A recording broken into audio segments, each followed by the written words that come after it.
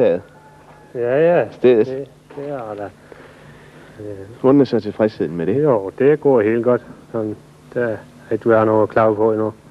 Nej. Så, nu er jeg kendt med, at jeg er gået og passer sådan de sidste 8 år, så ja. Det er ikke sådan fremme for, ja, fordi for han ikke være så rask som.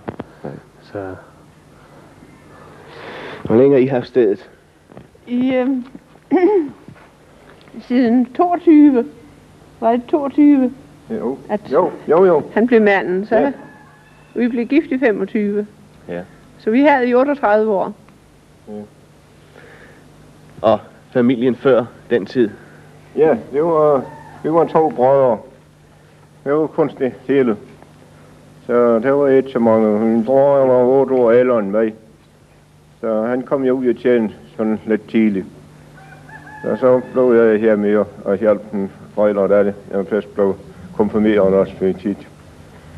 Og kom ud og tjene, da jeg var 18 år.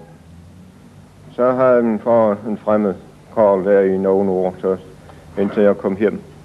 Jeg skulle også ud og sige lidt andet. Ja, det er klart. Så. Nu ligger gårdene i landsbyen her. Men det jo klemt lidt sammen. Ja, det gør vi.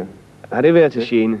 Ja, her i byen, vi ligger sådan en klemt. Det er også ubehageligt med mange ting. Men det får jeg jo. Det er også samtidig hyggeligt. Det er rart om vinteren. Det er nu. Ja, det er det måske. Ja, især om vinteren, så er det nu hyggeligt. Ja, så løber vi og lunt imod dem, der ligger ude i blæsen. Ja. Men det giver besvær i det daglige. Det gør jo. Ja, det gør jeg.